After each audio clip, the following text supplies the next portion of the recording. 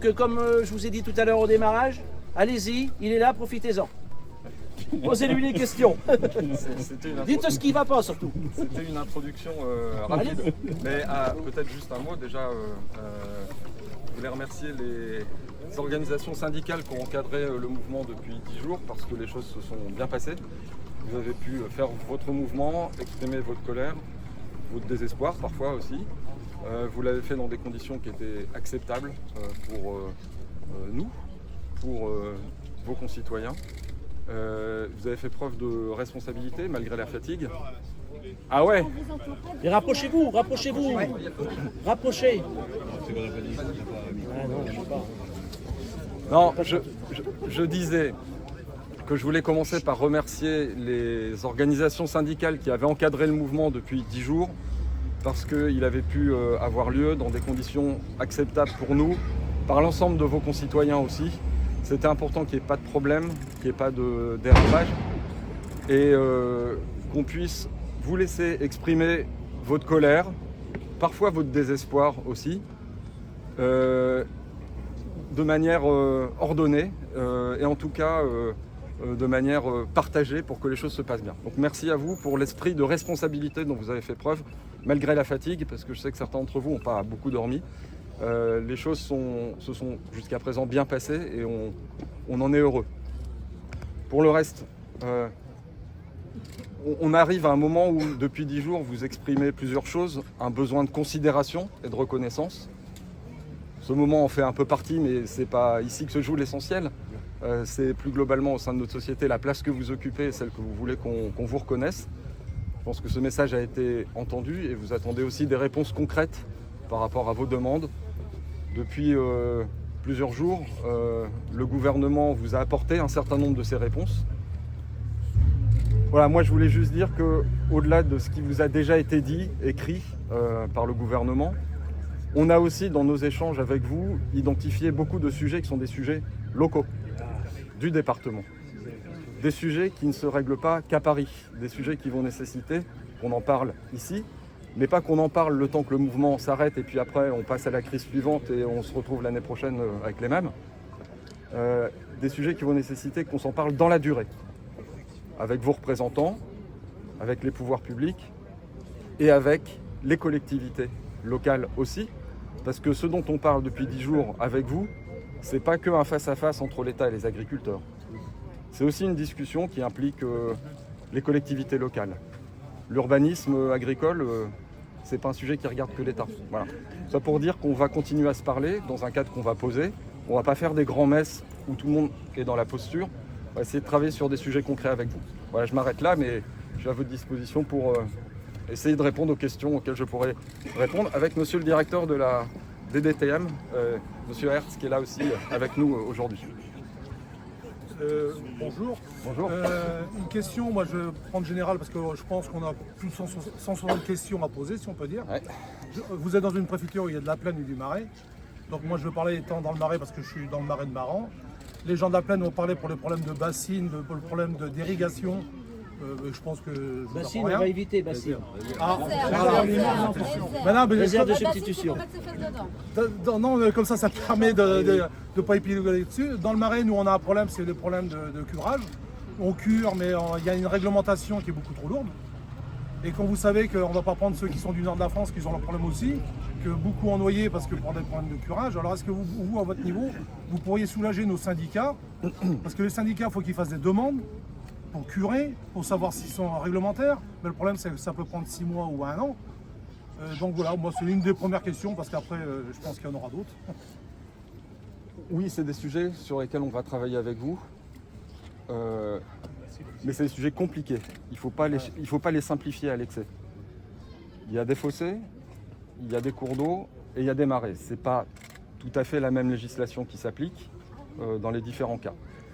Il y a ce qu'on regarde à un moment donné parce que c'est sous nos yeux et devant le champ qu'on a envie de curer, mais il faut regarder l'ouvrage jusqu'au bout pour être cohérent et voir où tout ça va. Pas noyer le champ du voisin parce qu'on a curé chez soi. Donc c'est des sujets qui vont devoir être pris de manière très technique entre nous. Il y a en termes de mesures de simplification ce qu'a annoncé le Premier ministre, c'est-à-dire simplifier le curage des cours d'eau et des fossés. Il y a un dispositif qui a été voulu par le ministre de la Transition dans le Nord-Pas-de-Calais, passer du régime de l'autorisation à la déclaration. C'est une simplification, ça va plus vite. On va réfléchir avec le gouvernement pour voir si cette mesure, en tout cas nous, on va la faire remonter comme une demande parce que c'est la vôtre. Et on va après regarder ensemble aussi, parce que quand on dit marais, il y a des protocoles marais qui sont parfois des outils intéressants à mobiliser. Quand on veut bien les mobiliser, c'est normalement un outil de simplification.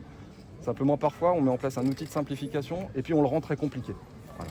Donc on va regarder ça concrètement. On a eu une réunion de travail hier avec le Marais Poitevin, avec l'UNIMA, pour regarder comment, sur ces sujets qui sont essentiels, on peut avancer en bon ordre. Et donc ça fait partie de ce qu'on va travailler à la fois au plan national, simplification, et au plan local, pour essayer d'être pragmatique et de travailler concrètement, localement, sur des sujets pour les faire avancer. Donc la réponse est oui, on va y travailler, et oui, on va avancer sur ce sujet. Ouais, mais je pense que par rapport au marais, au niveau des syndicats, je pense qu'ils ne sont pas assez entendus. Pour des raisons, on va dire, très simples, c'est que quand on entend des fois des a priori de dire on va noyer, on va ouvrir pour que le marais noie, pour pas que les citoyens noient, ok, mais nous on a l'impression qu'on est mis complètement à côté parce que déjà on a noyé naturellement, si on peut dire par un excès d'eau qui arrivait des parties hautes, et le problème des marais, parce qu'on travaille aussi avec les marais et les coefficients, mais c'est vrai que des fois on a des propos qui mâchent un peu quand même l'agriculture proprement dit, c'est de dire on vous entend mais on a des priorités, et on a l'impression qu'on n'est plus prioritaire de rien, quoi. Non mais, enfin, réussir à faire en sorte de résoudre les conflits entre agriculteurs, ostréiculteurs, habitants des villes ou des villages qui sont sur les circuits de circulation de l'eau. Ça, c'est notre travail, mais on a réussi à le faire cet hiver.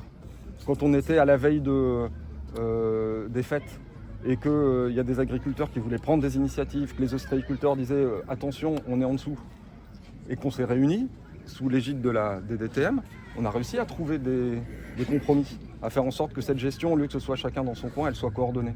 Donc moi, j'ai pas de problème à entendre ce que vous dites. Il n'est pas question de dire les habitations c'est important, l'agriculture c'est pas important. Il est question de faire des choix, essayer de se coordonner, de trouver les meilleures solutions. Je rappelle quand même que ce qu'on a vécu cet hiver, c'est quand même une situation un peu exceptionnelle, même si elle est amenée à se reproduire malheureusement. On est quand même dans une situation qui, en termes de quantité d'eau, où quand il pleut en un mois l'équivalent des 3/4 d'une année, on a forcément un problème avec les réseaux d'évacuation, d'assainissement, et donc on est dans ces difficultés-là. Mais ça, c'est typiquement un sujet sur lequel on est capable de travailler localement. Ça ne veut pas dire là, sous le coup de l'émotion ou de la crise, c'est-à-dire dans la durée. Mettre en place les structures qui permettent, comme vous dites, au syndicat de marais, d'être pleinement entendus dans les choix qu'ils ont à faire et qu'on a à faire collectivement. Donc la réponse est oui. Et je suis optimiste là-dessus. Je ne suis pas sur tout, mais là-dessus, je suis optimiste. Parce que les bonnes volontés, si elles s'expriment, on y va. Mais on se le dit, on y va vraiment. Petite question. Donc là, on a eu, vous avez dit, une pluviométrie hivernale importante. Et là, si on passe les 6 prochains mois sans eau, j'espère qu'il y aura une gestion intelligente de l'irrigation sur le département. Monsieur le maire. Bonjour. Bonjour.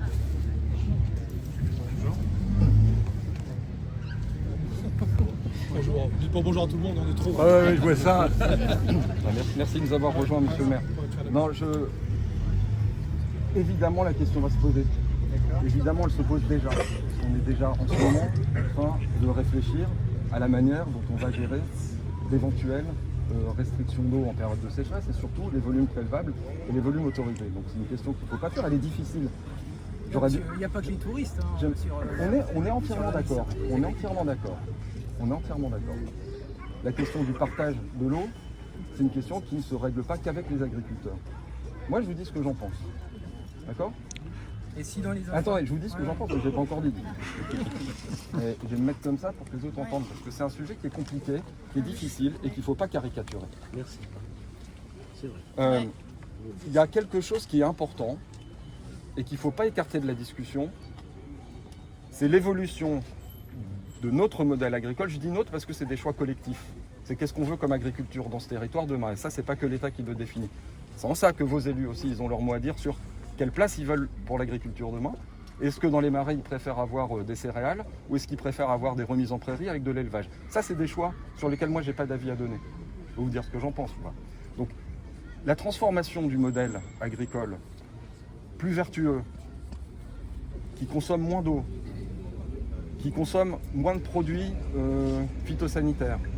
C'est un sujet qu'on ne peut pas évacuer de la discussion. Je le pose là, mais maintenant je passe à l'eau. Si on avance sur ces sujets-là, on doit regarder effectivement le sujet de l'eau. Il n'est pas question d'arrêter d'irriguer, parce que si on arrête d'irriguer, on n'a plus de semences. Si on n'a plus de semences, vous ne pouvez plus planter dans vos champs. On apportera les semences de l'extérieur. Or aujourd'hui, on est exportateur, c'est très bien. En plus, on a de très belles entreprises de production. Je prends juste cet exemple. Donc, on ne va pas arrêter l'irrigation. Maintenant, comment on réfléchit au problème de l'eau? Moi, ma position, c'est de dire, si on ne fait rien, si on ne retourne pas à l'équilibre, on sera en contentieux européen. Et ce jour-là, les agences de l'eau, elles ne serviront plus à rien. Parce que quand on sera en contentieux européen, il faudra payer, on sera condamné. On l'a déjà été sur d'autres sujets. On ne peut pas complètement évacuer cette question. Et puis le retour à l'équilibre en soi, c'est une bonne chose. Mais il n'est pas facile à atteindre. Alors, il y a le sujet que vous évoquiez tout à l'heure, des réserves. Moi, je n'ai pas de problème avec les réserves. Le Premier ministre en parle. C'est une politique qui est encouragée par le gouvernement. Je n'ai pas de problème, moi, à mettre derrière et à dire on va essayer d'avancer. C'est un sujet qui est compliqué, il est très juridique. Vous savez qu'on attend aujourd'hui des décisions de justice pour un certain nombre d'ouvrages de ce type. Mais intellectuellement, se dire qu'on a un excès d'eau, je parle des eaux de surface, hein, c'est-à-dire les nappes de surface ou l'eau qui ruisselle, ou qui s'accumule. On a un excès d'eau en hiver, qu'on pourrait en garder une partie pour éviter de prélever en été au moment où la pression est la plus forte, la vôtre, et effectivement celle des touristes, enfin celle de la population, celle du littoral, parce que c'est un département qui gagne énormément en population l'été, donc beaucoup besoin d'eau potable. L'eau potable, c'est un sujet sur lequel on ne peut pas transiger, mais ça veut dire des prélèvements supplémentaires au moment où vous avez besoin de cette eau pour irriguer. Donc moi, j'ai pas de problème à ce qu'on réfléchisse à ça. Mais il va falloir y réfléchir globalement, sans mettre de côté ce que je disais tout à l'heure, c'est aussi la transformation, l'évolution du modèle agricole. Sous ces conditions-là, on va avancer avec vous, avec l'agence de l'eau aussi, et on va essayer de construire ensemble des solutions qui permettent de répondre aux problèmes rapidement, parce que ça, c'est pas dans 10 ans, le retour à l'équilibre, c'est 2027, et il faut que d'ici là, on y identifie des solutions. Je sais qu'on aura une saison difficile cet été, parce que vous n'avez pas fait vos cultures d'automne. Oui, c'est un problème de points, Vous justement allez... pour la PAC, avec la DDTR. Mais ça, on va en parler. On peut en parler autant que vous voulez. Mais voilà, en tout cas, là, le sujet qui était soulevé, c'était celui de la campagne... Enfin, vous parlez de transition écologique et compagnie, ça ne se fera pas sans prix rémunérateur. Donc il faudra bien faire respecter la répartition de la valeur ajoutée sur la chaîne. Mais ça se fera pas Je déjà. vous dis à vous, hein, Non, mais il ne faut pas attendre d'avoir résolu le problème des réserves pour avancer sur les problèmes de la transition de modèle. Il faut faire les deux ensemble. C'est le seul message que je voulais dire. C'est pas donnez-nous les réserves, après on réfléchit à l'évolution, c'est on met tout sur la table en même temps. Et là, on pourra peut-être avancer plus vite qu'on a avancé jusqu'à présent, parce que pour l'instant, on se prend surtout le mur. On n'a jamais avancé jusqu'à présent. Bah, parce qu'il y a les associations qui nous bloquent. Et la preuve, il a fallu qu'on montre qu'à un moment donné, Voilà. on ne s'est pas occupé des arrêtés et personne n'a manqué d'eau. L'année de la sécheresse, Et on on géré avait du stock l'eau dans nous-mêmes, les... Si. Ah, mais, on a nos... à un Non, mais- moment donné- Moi, vous dites on n'a jamais avancé, mais moi, j'ai deux solutions. Hein. Soit je vais me coucher en disant il n'y a pas d'espoir et puis on verra bien ce que ça donne et puis je ne fais rien. Et je reste les bras ballants. Soit on se dit qu'on reprend ce sujet parce qu'on est condamné à essayer de trouver des solutions. Moi, j'en ai parlé avec l'agence de l'eau. On a des propositions qu'on va essayer de construire avec vous rapidement cette année pour essayer d'avancer sur ce sujet. Ça ne veut pas dire que la campagne 2024 ça c'est sera pas de l'eau de facile. loisir. Parce que C'est pas de effectivement, on l'eau, aura- c'est pas de l'eau de loisir qu'on fait, hein. C'est de l'eau pour la nature aussi, l'environnement, parce Mais que personne n'est contre. on irrigue. Oui, bah si, justement, parce que quand même à La Rochelle, ils ont un petit problème avec ce mot de réserve, d'eau. On dit stop, on arrête. On arrête d'irriguer parce qu'on en a besoin de cette eau pour le tourisme, pour l'environnement de la On côte. parle de l'eau potable, là, madame. Oui, mais ils les prennent dans les nappes aussi, de l'eau. Alors, c'est un sujet, je connais beaucoup moins bien le sujet que monsieur le préfet l'a examiné, sur l'eau. Nous avons pris la compétence eau au sein de la communauté d'agglomération. C'est que nous gérons la protection des ressources, le captage, et nous avons deux sources que vous connaissez tous le sujet. On prend pour une part dans la Charente, une part dans les captages, le principal captage c'est Fraise, sur lequel il y a des protections depuis très longtemps, parce que le captage de Fraise pour la ville de La Rochelle remonte à 1830, très ancien, puis d'autres captages. Aujourd'hui, nous avons stoppé le prélèvement des captages pour d'autres raisons. C'est qu'on a trouvé des molécules qui... Non, mais je vous dis, on est nous sous contrôle de l'ARS. Donc voilà, et on a trouvé ces molécules. Donc aujourd'hui, on n'a pas de souci, parce qu'on prend l'eau de la Charente, qui ne manque pas, c'est moins qu'on puisse dire. Et même à Sainte, ils sont plutôt contents qu'on prélève dans la Charente. Donc là, on est 100% sur prélèvement en Charente et 0 en captage pour le moment. Donc il n'y a pas de molécules dans la Charente. Alors. Là, Il n'y a pas de molécules, il n'y a rien, il y en a sûrement aussi. il Attendez, n'y a pas de problème. alors. Non, je suis pas. Là, je suis sous l'autorité de l'ARS. Il y a sûrement aussi d'autres natures de problèmes, évidemment.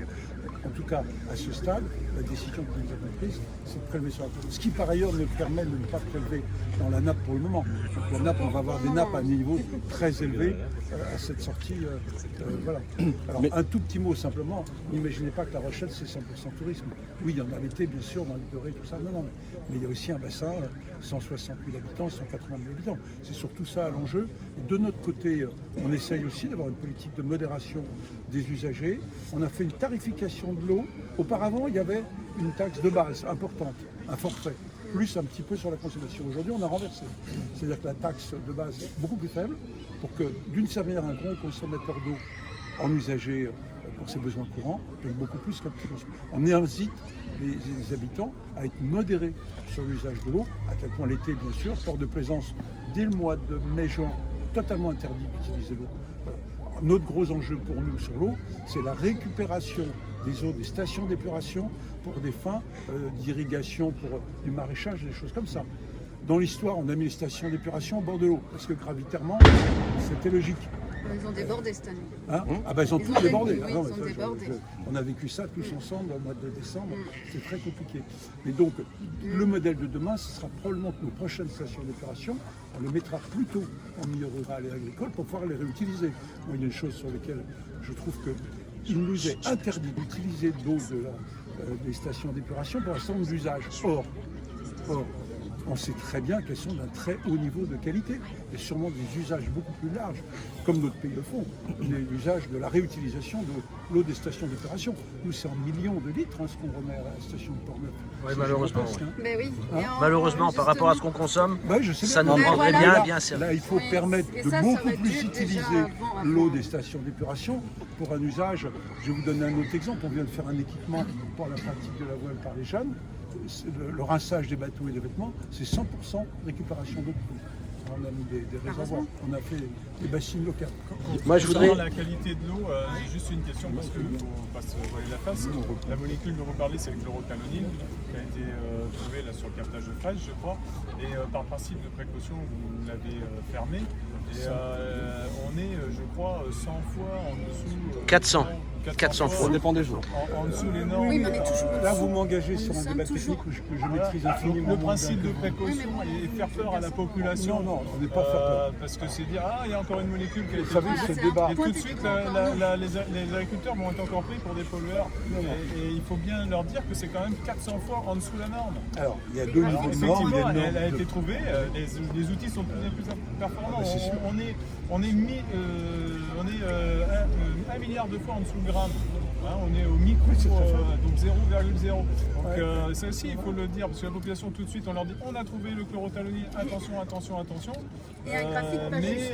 il faut leur dire aussi que c'est La 400 fois en solution dessous de la norme. médiatiquement s'est rééquilibrée ces dernières semaines. Vous à avez fait. vu ce qu'on dit sur les eaux en bouteille.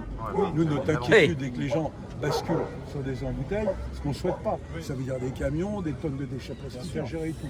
Nous, on souhaite utiliser l'eau du robinet. On a un niveau de traitement plutôt très élevé sur la Charente. On avait des eaux de captage. Dites pas que c'est un principe de précaution.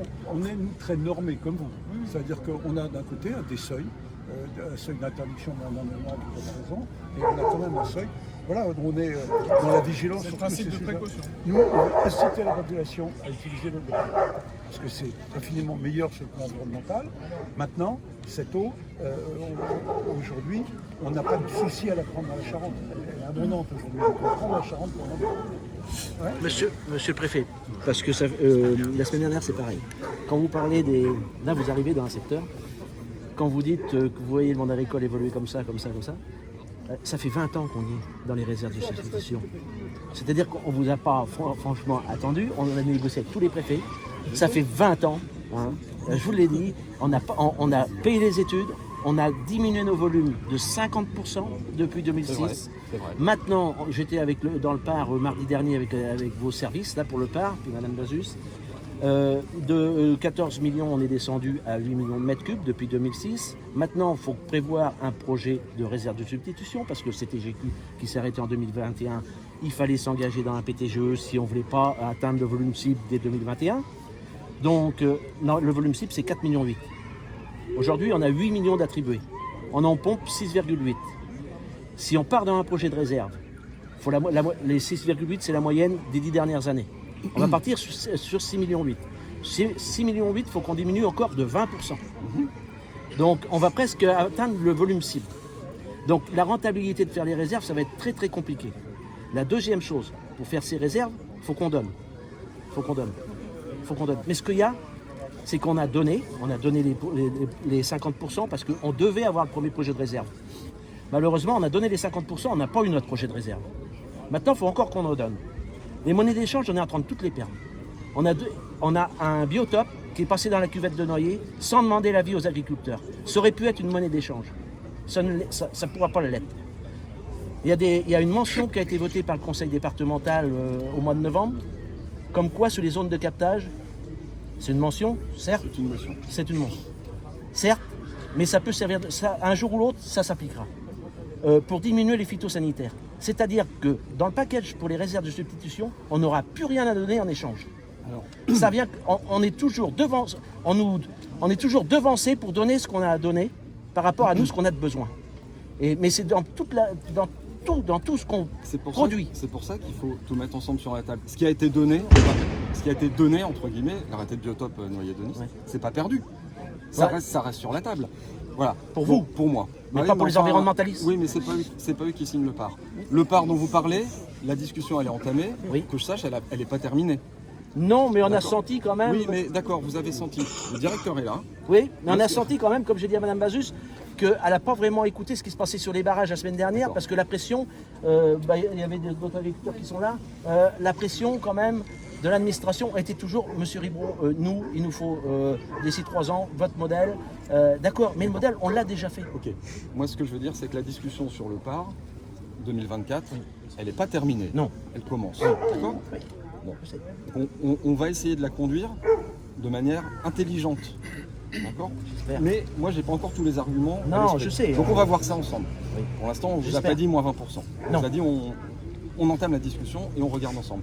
Je vous ai dit aussi les réserves de substitution ou les autres projets qui demain pourront permettre d'irriguer, comme la réutilisation. Il y a cause aujourd'hui, c'est pas grand-chose. On verra Saint-Palais, les maths, etc. Ça, c'est des gros projets. On est impliqué. Il y a encore d'autres possibilités. Ce qu'il faut, et je dis qu'on en parle avec l'agence de l'eau, d'accord, pour regarder comment on répond à cet enjeu. Et les réserves font partie de la réponse.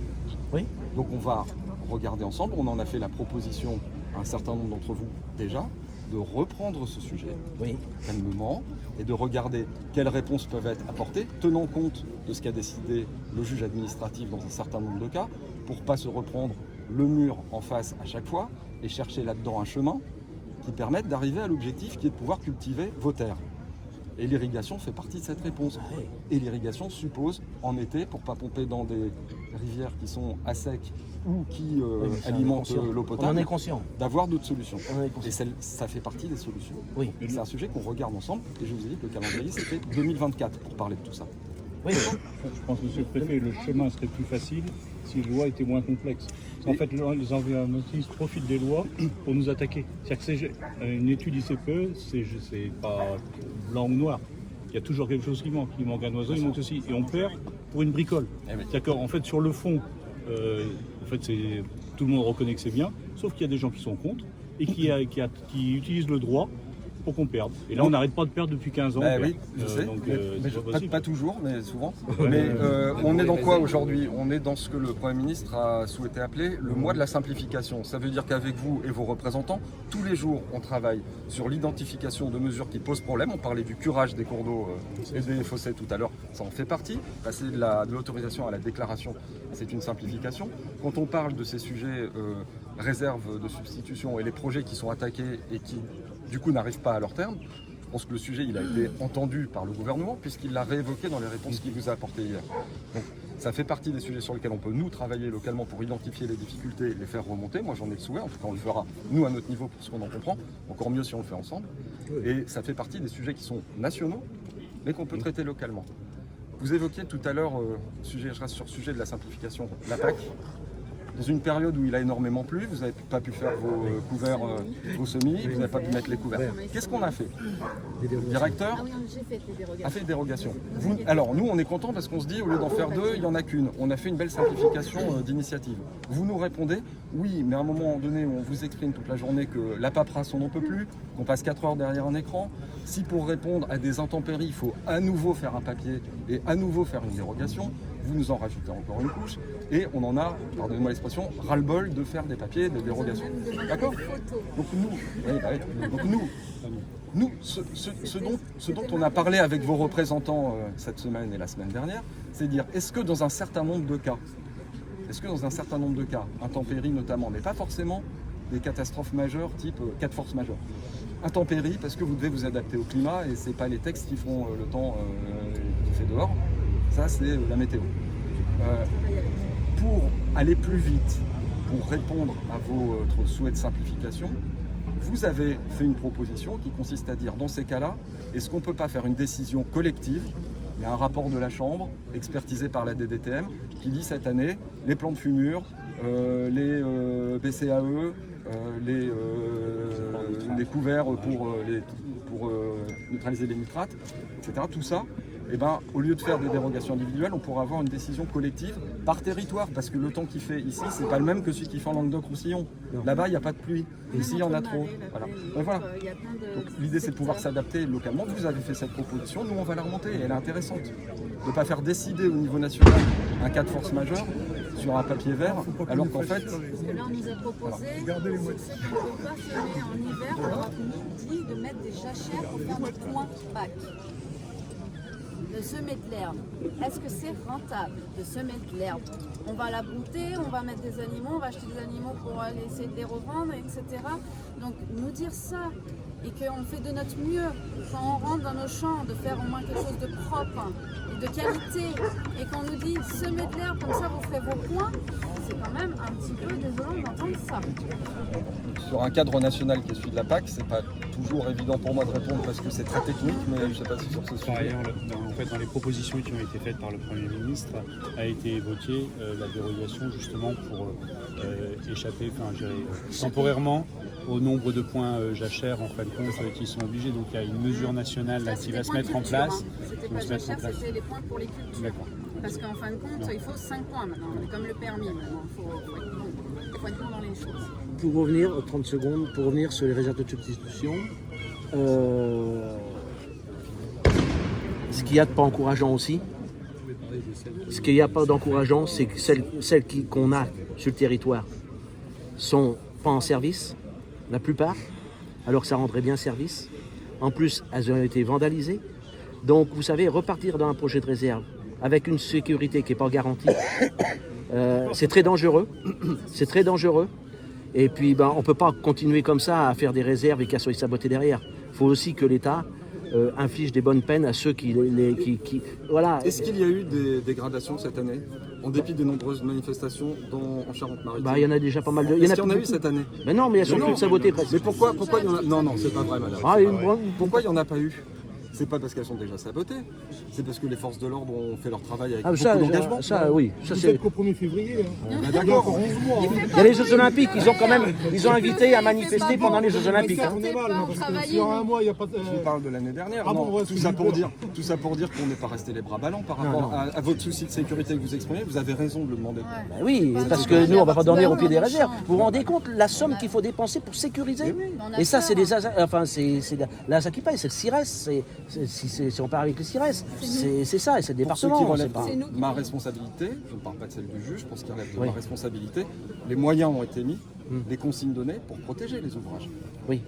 C'est normal de protéger des ouvrages. C'est normal de protéger des ouvrages. Non, mais ce que je veux dire, c'est pas normal. Moi, je me retire s'il y en a d'autres qui ont des questions. Non, mais vous, monsieur le préfet, vous avez bien travaillé. Le problème qu'il y a, c'est que... Je ne cherche pas à me faire féliciter. Non, mais moi non plus. Mais ce que je veux dire par là, c'est que ceux qui ont été condamnés, vous imaginez les condamnations qu'ils ont? Ils ont du sursis Mais le problème qu'on va avoir maintenant, on a même des pulvés, on va faire même des produits qui sont non pesticides, style des oligoéléments. Les gens, ils vous regardent avec des yeux comme ça, comme si on était des pestiférés.